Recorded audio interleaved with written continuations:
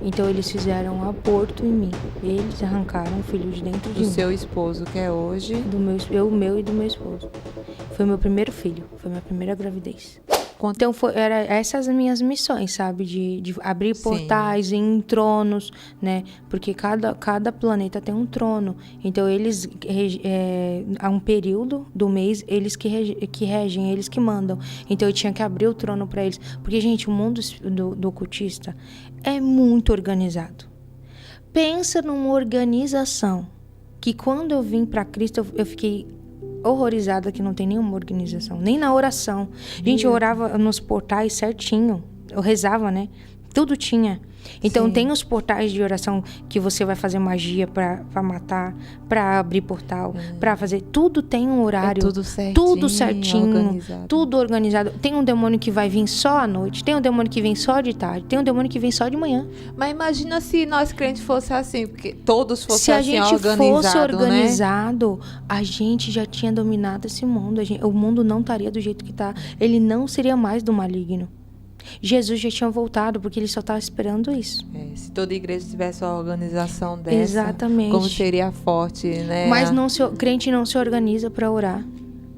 Eu fiquei impactada, porque quando eu me converti, vou entrar um pouquinho na parte da minha conversão, eu engravidei do meu menino, não sabia que estava grávida, assim, foi um milagre mesmo. Tá, vamos falar primeiro da sua conversão. Tá. Né? Aí daí você entra nesse detalhe que você vai falar.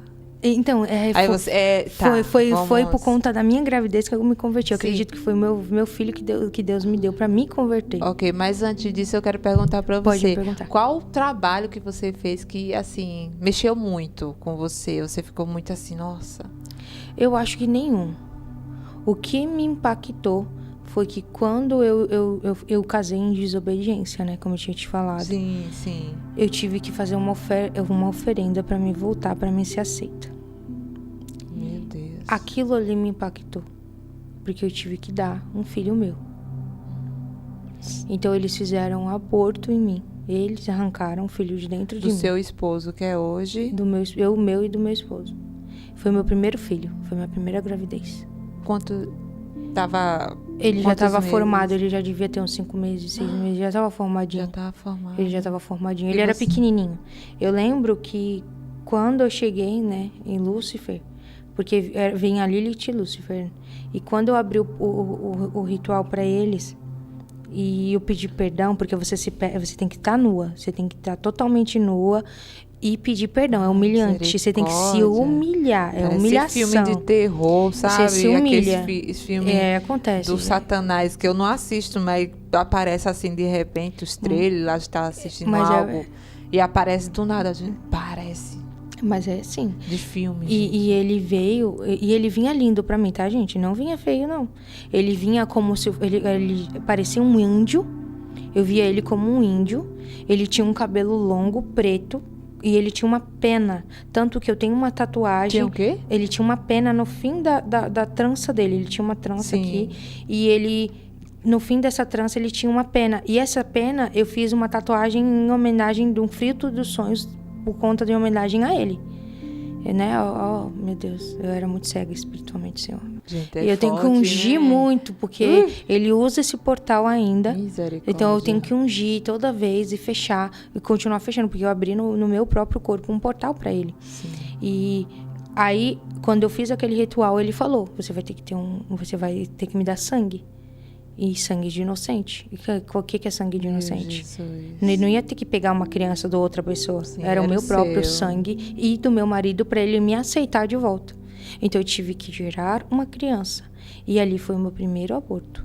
E ali ele arrancou de dentro de mim o neném. Ele arrancou tudo. E ele comeu.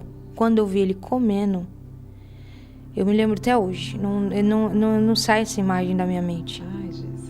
Ele comendo, ele começou a comer da cabeça. Ai. E ali eu entrei em choque. Falei: nunca mais. Eu não quero servir mais isso. Eu não quero. Foi ali que eu falei assim: o que eu tô fazendo? Porque enquanto mexia com um adulto, não me machucava. Sim. Mas quando mexeu com criança... Seu. E eu acho que sim, eu não sei, me deu uma coisa que eu não tinha, um amor, uma coisa que um sentimento que eu não tinha. E ali eu chorei muito. E eu falei, eu não quero mais isso, não. E aí ele não veio mais, tanto que eu rejeitei ele, eu rejeitei muito ele.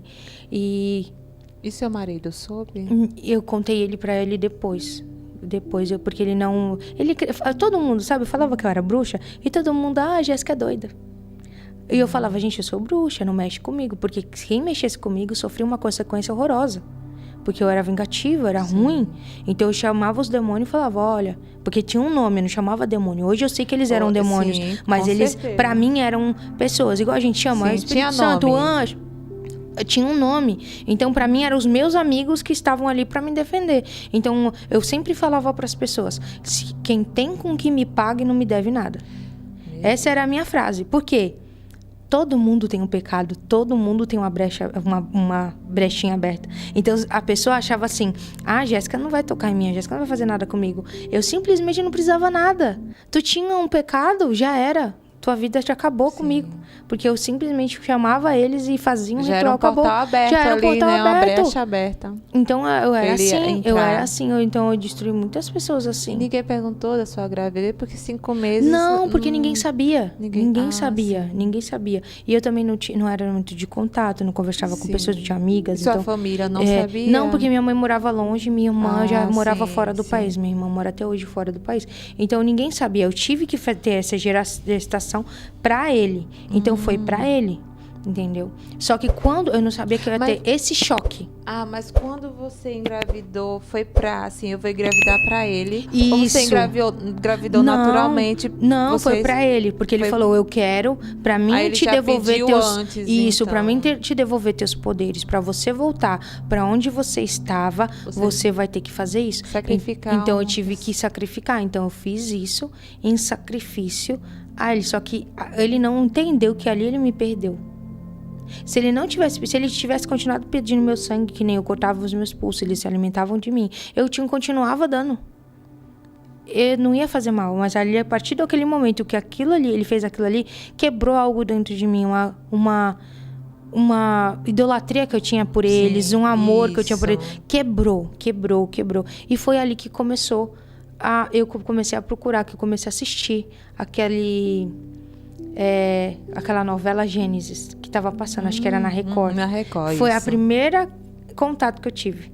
E aí eu comecei a ver, aí eu vi ali, né, Adão e Eva. Eu falei, eu vou ler a Bíblia. Vou ler esse negócio aqui, vou ver, a deusa não me respondia mais. Eu continuava tentando fazer as coisas pra ela, mas ela não me respondia. E aí eu comecei a querer, ter vontade. Ele me deu vontade de escutar a palavra, de continuar vendo. Eu vi essa novela inteira. Foi 2 anos, eu vi essa novela inteira, do começo ao fim. Acho que foi 2, 3 anos essa novela. E eu vi ela inteira, todinha, até José. E ali eu fui comendo a Bíblia também, só que eu não tinha entendimento, então eu tinha raiva ainda. Quando eu vi, por que tem que acontecer isso? Por que Deus tinha que matar todo mundo? Então eu não tinha o Espírito Santo. Sim. E ali foi nessa fase que eu engravidei, que eu tava vendo a novela e tava escutando a Bíblia. Você engravidou. E aí eu engravidei do meu filho. E foi nessa fase que eu pedi socorro. Porque eu tava grávida de 7 meses, eu tava passando fome. Foi quando eles tiraram tudo. Porque eles queriam que eu continuasse fazendo as coisas. Eu parei. Eu não fazia mais ritual, eu não fazia mais nada. Eu continuava conversando com a deusa porque ela era minha mãe. Então, só. Mas eu não continuei servindo a eles. E ali, eu com 7 meses, não tinha nada na casa. Tava um sofrimento, meu marido não arrumava emprego. Eu chorando, eu lembro até hoje, eu chorando na minha casa todinha, porque a gente tinha mudado de São Paulo para Santa Catarina. Era tudo usado, tudo velho. A gente não tinha nenhuma geladeira. E eu comecei a chorar. Eu falei assim, eu não quero mais isso pra minha vida. Eu tinha saído de algo de luxo pra viver aquilo ali. Então, pra mim, foi muito impactante. E eu falei, eu não quero mais isso. Eu comecei a chorar, porque meu filho não tinha uma roupinha. Ele ia nascer. Ele não tinha nada. E minha gravidez era de risco. E eu olhei pro alto e falei, Jesus, é agora que eu preciso que você se mostre. Agora que eu preciso saber se você existe. Parecia assim que ele estava na porta esperando.